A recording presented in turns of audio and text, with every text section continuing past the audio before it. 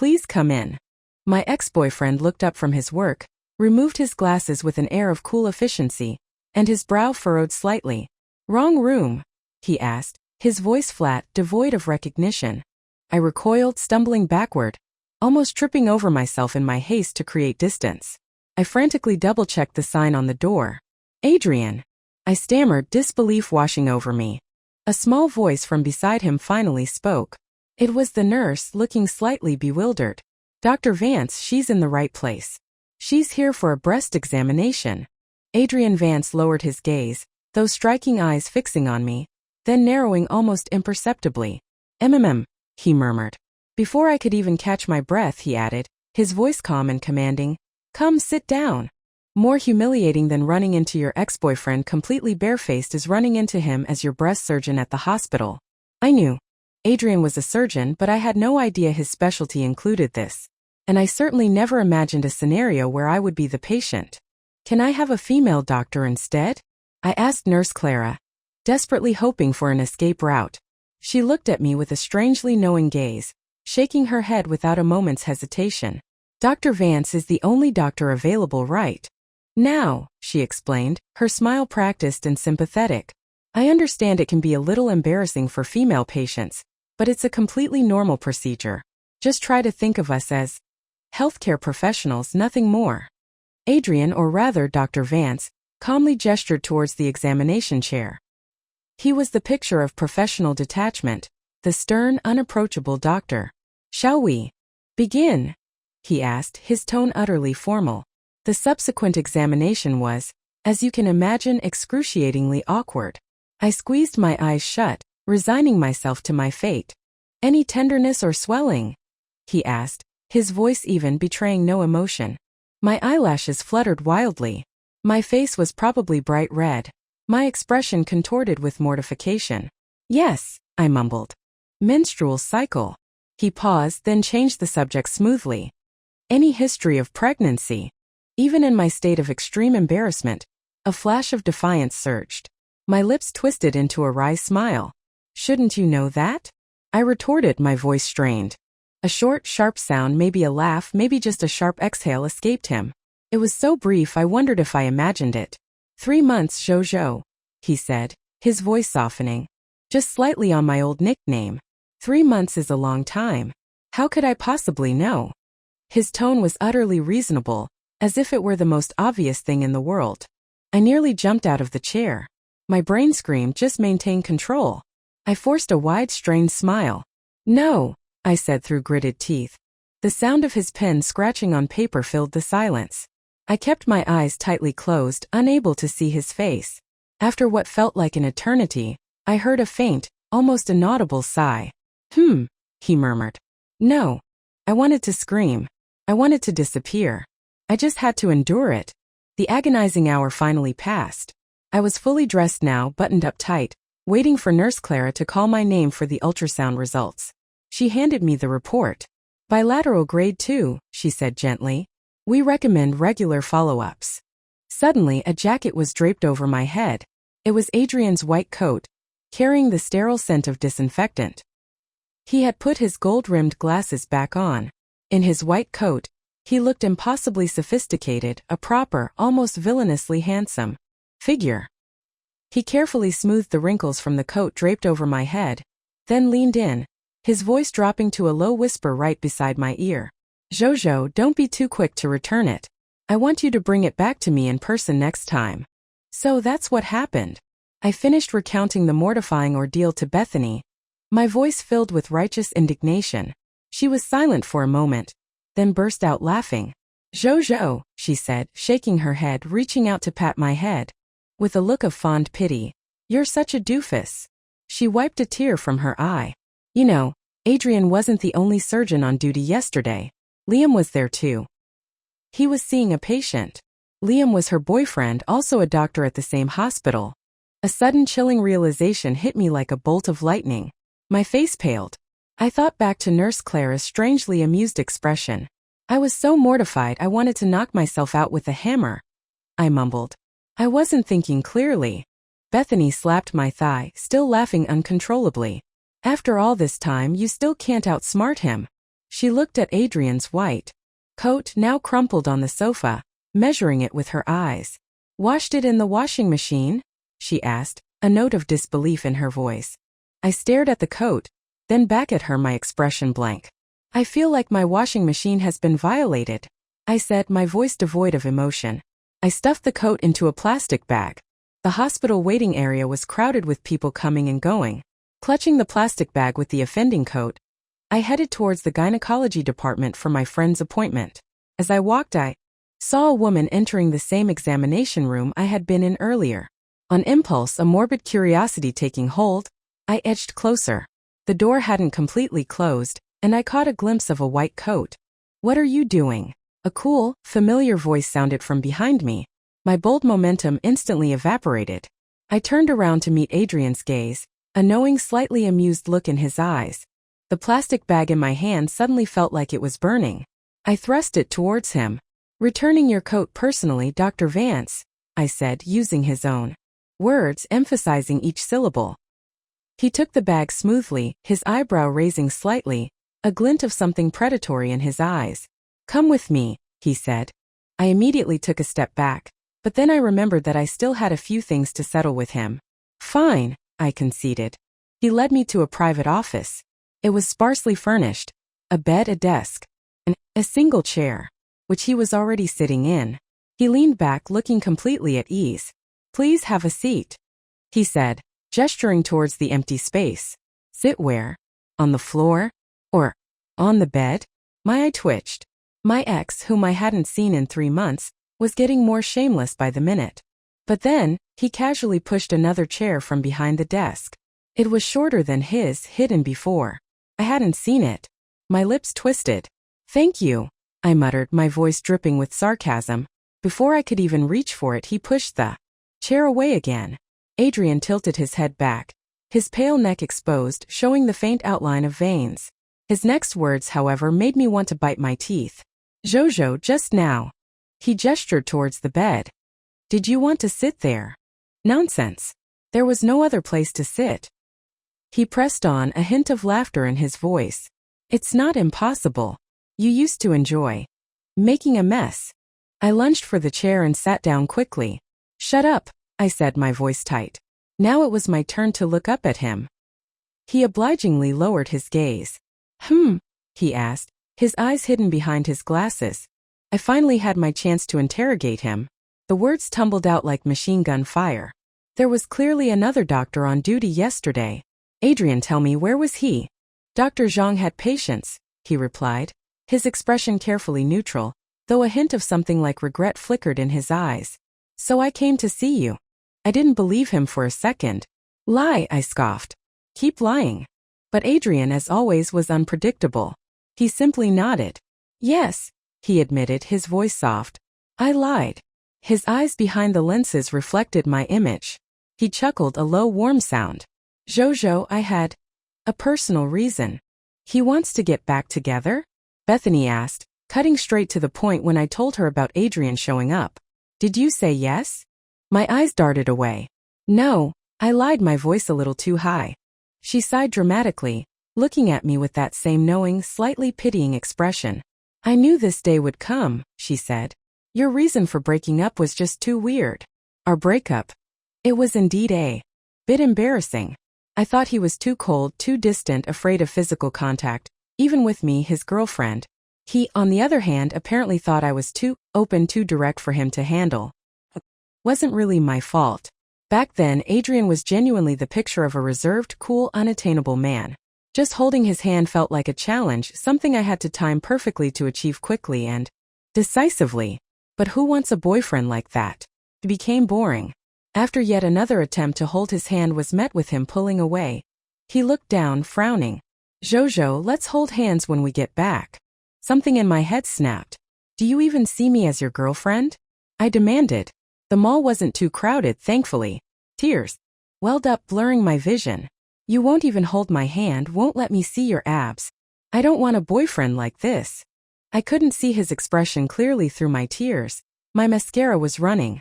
I only remembered him handing me tissues and his cool, detached voice. Jojo, don't cry. Who wouldn't be devastated by that? I cried harder and broke up with him that day. Thinking back on it, Bethany gave me a meaningful look. Adrian's bone structure. That doesn't add up, she said, referring to his lean physique. Not letting you hold his hand must have been for another reason. It took me a moment to understand her subtle implication about his body. My phone pinged. I looked down, my spirits lifting instantly. Roommate ad accepted. My 2-bedroom apartment had been vacant for months. Bethany and Liam had their own place, and I couldn't afford the rent alone. Bethany leaned over to see. Guy or girl? She asked. Didn't say, I replied, checking the message. It was from a newly registered account. They want to come see the place. When? The doorbell rang. My eyes shot to the screen. Today, the message read. My eyes widened in disbelief. Looking through the peephole, I saw a familiar face. Outside my door. Adrian Vance, out of his white coat and in the jacket he'd lent me, was smiling gently. Jojo, he said, his smile widening. I'm here to interview for the roommate position. My face twisted in annoyance. So it was you, I muttered. Bethany heard his voice and immediately made her exit. Something suddenly came up. You guys chat, she said, quickly shutting the door behind her. Adrian walked in as if he owned the place, the door closing behind him with a decisive thud. May I sit down? He asked, his politeness unnervingly natural. You're already inside, I said, my voice flat. Of course you can. But I don't want a male roommate, I added, getting to the point. Surely you know your own gender? 3/7 split on the rent, Adrian offered, completely unperturbed, throwing down his terms. You pay 3, I pay 7. Damn it. My inner worker bee, struggling with rent, was instantly and powerfully tempted. His lips curved into a faint smile. And Jojo, he added, his voice confident, you probably won't find a female roommate anytime soon. His statement was undeniably true. My ad had been up for months with no serious bites. If I didn't find someone soon, I'd be eating dirt. The power of money was undeniable. I bowed my head, sacrificing my pride on the altar of financial stability. My sudden agreement was unexpected, even for me. I shuffled out of my room, still half asleep in my slippers, rubbing my eyes, not fully grasping the implications of what I had just agreed to. A delicious aroma wafted from the kitchen. Adrian was fully dressed, looking neat and handsome as ever. A sharp contrast to my disheveled state. I made vegetable porridge for breakfast, he said, placing a bowl on the table. Make sure you eat it. I instantly woke up. No thanks, I stammered. I'll just grab a bagel on the way to work. His brow furrowed. This is a medical order, he said sternly. Your breast hyperplasia is caused by your poor lifestyle habits. From now on, you must eat regularly. It was true. I had no argument. Okay, I mumbled. From now on, I'll be in charge of your diet, he continued. Isn't that too much trouble? I asked hesitantly. He didn't even look up, reciting his condition. Rent. Quickly changed my tune. I mean, won't it be too much trouble for you? The hospital must be busy. I tried to reason with him, bringing up the past. You used to be so busy you didn't even have time to come home for meals. Now you're going to cook every day. I pressed on, trying to sound genuinely concerned about him. I'll definitely take care of my own health. He paused, then a faint smile touched his lips. That was my fault back then, he said softly. Seeing where this was going, I gave up. It's late, I said quickly, sitting down and starting to eat. You should get to the hospital. Adrian stood there for a moment, his gaze lingering on me, seemingly lost in thought. When he spoke again, his voice was slightly hoarse. I'm leaving. I spooned some porridge into my mouth, giving him a mumbled response. I heard the door click shut softly behind him. The porridge was actually quite good. His cooking had always been excellent. It was a shame I hadn't had many chances to enjoy it before. From that day on, Adrian truly started coming home on time to cook. I'd come back from work exhausted, open the door and see the bright light in the kitchen and him standing there preparing dinner. Like a house husband. The thought popped into my head, and I immediately felt guilty. One night I was working late at the office, my head throbbing, completely absorbed in my work. When I finally took a break for water, I saw the 20+ missed calls on my phone. All from Mr. Vance. I suddenly realized I'd forgotten to text him. Called back, but he didn't answer. The phone rang until it went to voicemail. Just then I heard footsteps approaching. The office lights were off. Only my computer screen was lit. I looked up warily. The building had security. How did someone get in? Jojo. A voice called my name in the darkness. A flashlight beam cut through the air, illuminating Adrian's face, his features sharp and defined. I sighed with relief, my finger hovering over the panic button. How did you get in? I asked. He held up an insulated container. You didn't come back and you weren't answering your phone, he said, his voice gentle. So I took the liberty of coming here to find you. He smiled warmly. You're not mad, are you? What could I say? My stomach was rumbling. I took the container. Of course not, I said, smiling. Thank you for being so thoughtful. As I wolfed down the food, he pulled up a chair beside me, his gaze falling on my computer screen.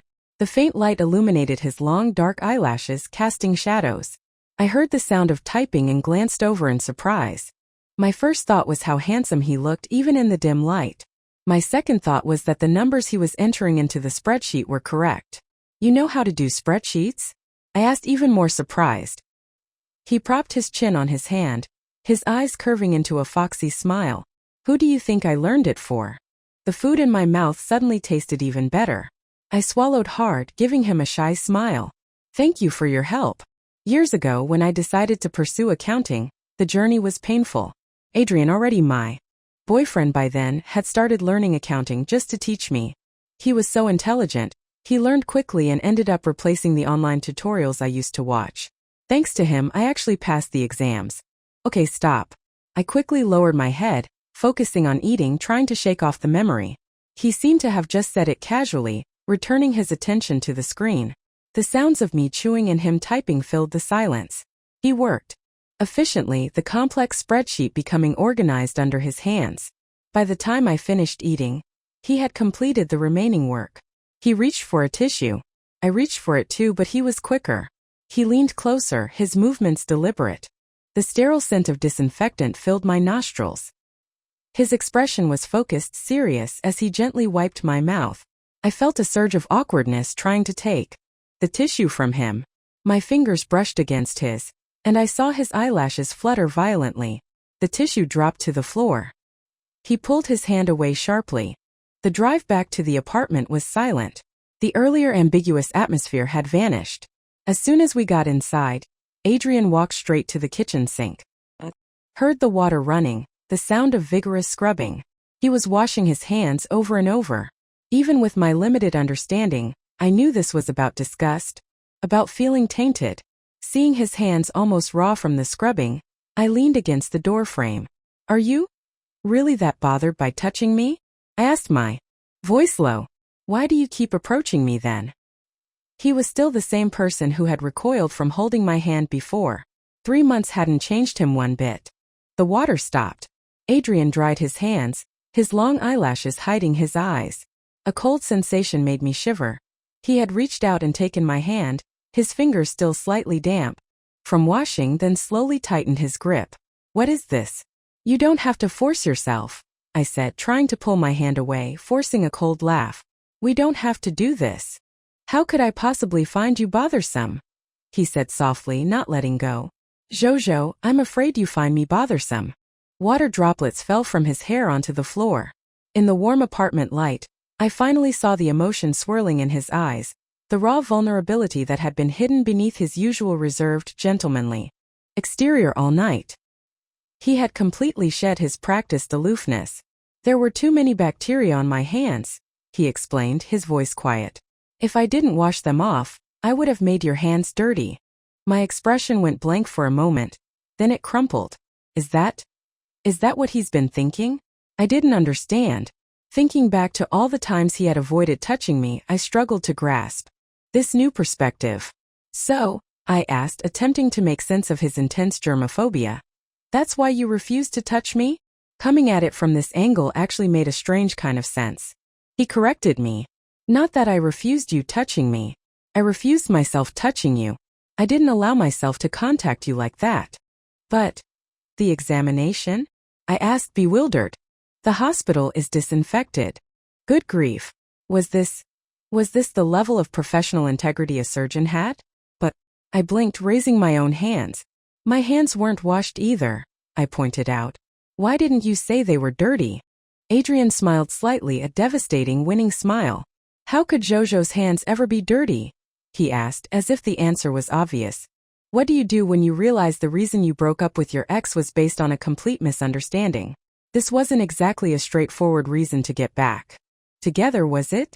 I lay awake for most of the night, turning it over in my head. In the end, I decided to take the cautious route, act like a wallflower for a bit. The company sent an accountant to an out-of-town branch. Perfect timing. I volunteered immediately. Company business trip, I texted Adrian. No. Need to make dinner for me tonight. I sent the message on my phone, avoiding face-to-face awkwardness. He replied instantly. When are you leaving? I thought about it, then tentatively typed, this afternoon. His reply. I'll take you. Oh, come on. No need to bother, I quickly typed back. I'm just packing up, then heading straight out. He caught the keyword instantly. You're at the apartment? How was I supposed to answer that? I frowned, trying to figure out what to say, wondering if he would just show up. Adrian didn't. Give me time to decide. A video call popped up. I sighed inwardly and reluctantly accepted. I'm at the apartment, yes, I said. The car picking me up will be here soon. Don't worry about it.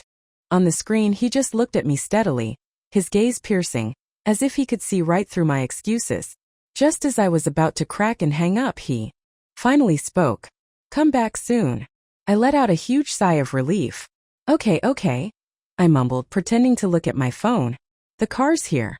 I have to go. Before I hung up, the screen froze on his image. Adrian smiling slightly, his voice a little distorted by the connection. Jojo, send me your flight details. I rubbed my ear, pretending I didn't hear the last part. But Adrian was Adrian. For the next 3 days of my business trip, he texted me punctually at breakfast, lunch, and dinner, reminding me to eat lightly and regularly. It was as if he was utterly consumed by worry for my health. Bethany found it hilarious. I'd say he's not your boyfriend, she cackled over the phone. He's your dad. Spending so much time with Adrian must have made me more perceptive too. The idea of us getting back together was barely a possibility in my mind, yet her tone already treated it as a certainty. Later, I sent her my flight information, adding casually, you know what I mean? She evaded the question entirely. Jojo, I want to pick you up too, but Liam finally got reservations at that restaurant, she said, referring to their weekend plans. Anyway, Adrian's picking you up, she added, laughing lightly. I don't want to be a third wheel. I scrolled through my chat with Adrian. The last message from him was, I'll pick you up. Seemed she knew more than she let on. So, I wasn't surprised at all to see Adrian at the airport. It had snowed in Cydia yesterday, and my flight was early, arriving at 2 a.m., before the snow had been cleared. His car was parked a short distance away. Just walking that little bit, I had slipped several times. A hand covered by a leather glove reached out to me. Adrian stood tall and elegant, holding an umbrella over my head. Jojo, he asked, his voice calm and gentlemanly. Want to hold hands? It was just a question. He didn't reach out further, didn't try to grab me. He wouldn't force it. I tried to refuse, but my foot slipped again, and I nearly fell face-first into the snow. I looked up at him, forcing a genuine smile. Yes, I said. Please. That night, I dreamed of someone holding my hand, walking with me down a long road. The large black umbrella blocked out the swirling snow. The world seemed to melt away. He said something, his lips moving, but I couldn't hear the words. It didn't matter. When I woke up the next morning, I buried my face in the pillow, unable to face the world. The dream was a direct reflection of the night before. Only the road felt longer, long enough to walk together for a lifetime. A soft knock on the door. Adrian's voice. Are you awake? I was just thinking about him. Like someone suddenly revived, I scrambled out of bed. Yes. I yelled back. Come out and eat, he said. Okay. Breakfast was unusually elaborate. Adrian pushed a plate of perfectly fried eggs towards me. He was wearing casual home clothes, the top button of his shirt undone, giving him a relaxed air I hadn't seen before. What's the occasion? I asked, surprised. He took a slow sip of water. It's your follow-up appointment day. My chopsticks clattered onto the table. I managed a strained laugh. It's the weekend today. I shouldn't bother you. It's no bother, he said, his voice firm. Rest is important, but Jojo's health is more important. His eyes looking at me practically screamed coercion. Jojo, are you touched? Not touched. Scared. The situation was different now. I gathered my courage. You can't trick me this time, I said, emboldened. I want a different doctor. Not you. Remembering my previous experience, I sat on the bed, ready to face the inevitable, trying to sound defiant. Adrian's eyes crinkled when he heard my demand. This time he didn't take off his glasses. He was still the upright doctor. Okay, he said, surprisingly agreeable. I was surprised. He walked closer. Instinctively, I covered my chest, staring at him. What are you doing? I asked, my voice high. He laughed softly. Jojo, he said. You look like a scared little bride being kidnapped by bandits. My lips twitched. What a ridiculous analogy. You're the bandit? He gave a small demure nod, the corners of his eyes curving into a shallow arc. I am. Jojo, he asked, his voice playful, inviting. Are you willing to be kidnapped by me? Fortunately, a knock on the door saved me. Adrian looked away. As you wished, he said. Nurse Clara entered, her gaze strictly professional. Ms. Lin, please come with me. My surname. I remembered she was the nurse from my first appointment. She looked surprised to see me, but the surprise turned to a knowing smile as she placed a medical chart on the table. If I may ask, I ventured, curious, how do you know my surname, miss? She gave me that same strange look as before, smiling. You're Dr. Vance's girlfriend, aren't you?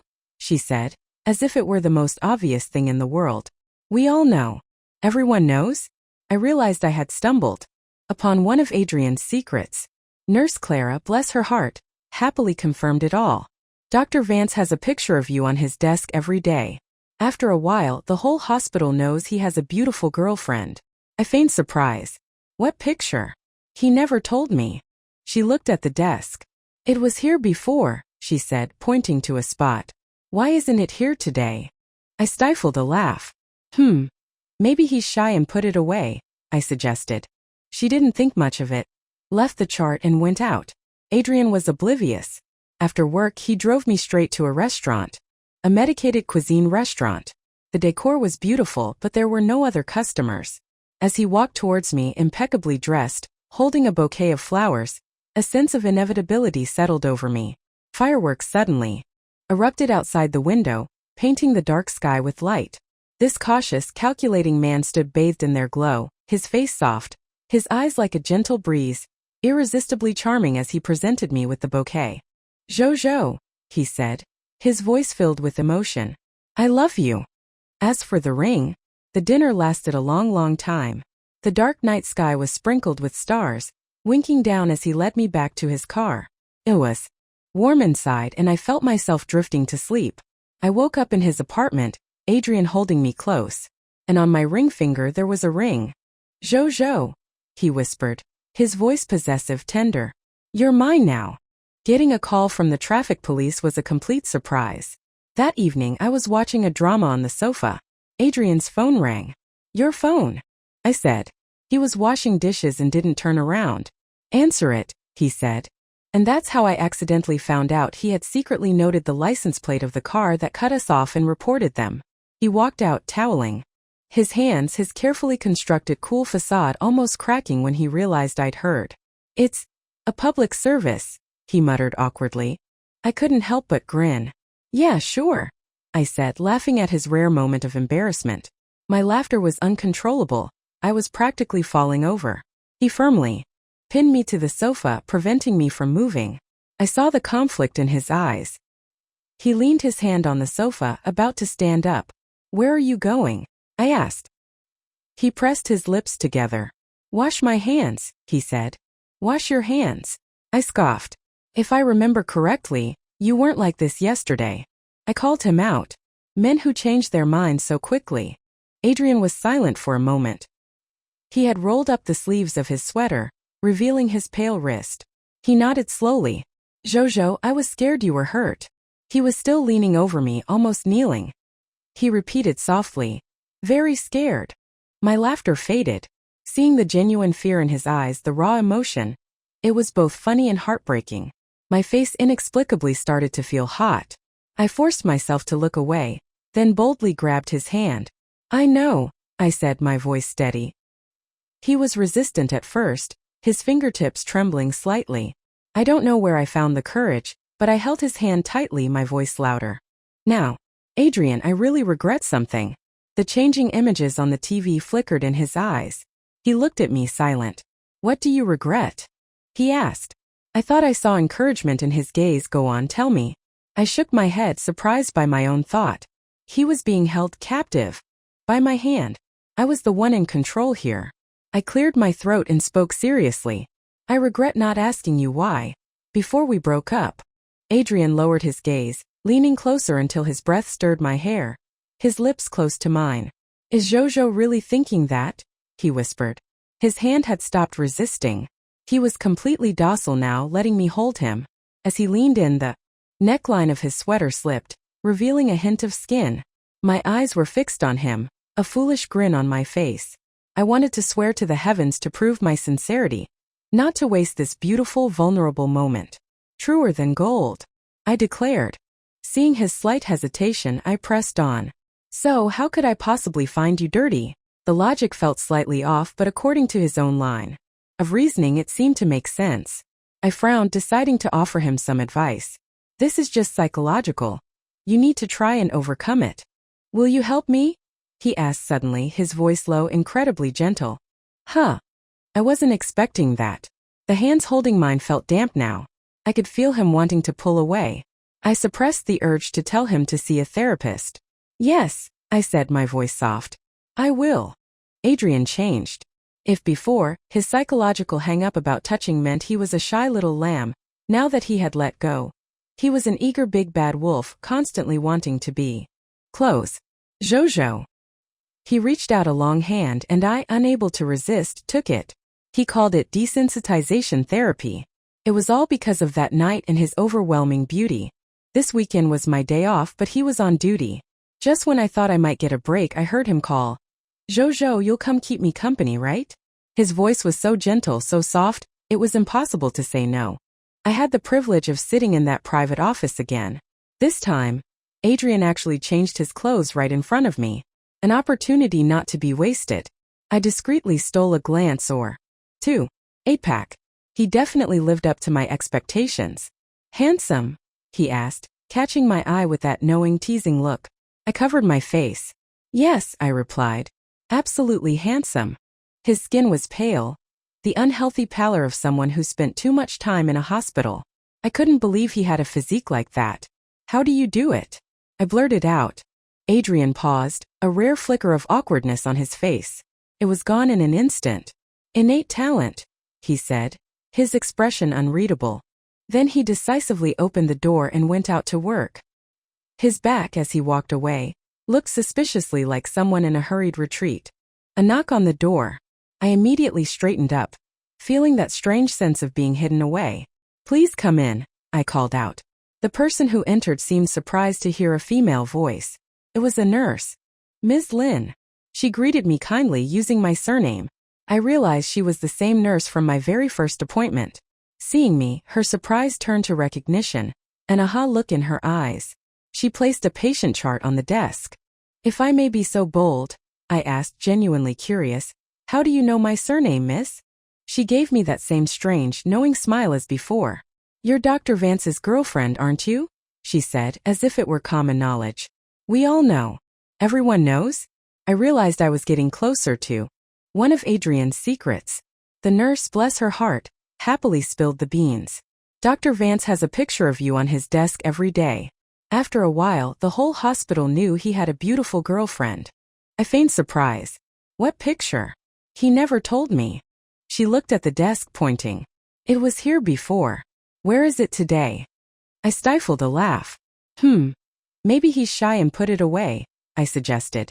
She didn't think anything of it, left the chart and went out. Adrian returned, oblivious. After work, he drove me straight to a restaurant. A medicated cuisine restaurant. It was beautifully decorated, but completely empty.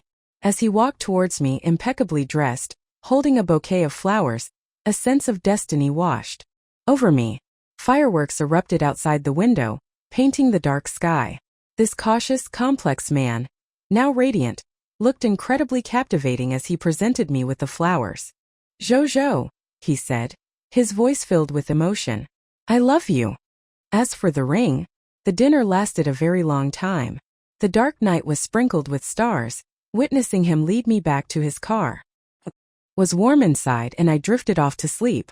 I woke up in his apartment, Adrian holding me close, and on my ring finger there was a ring. "Jojo," he murmured, his voice low, possessive. "You're mine now."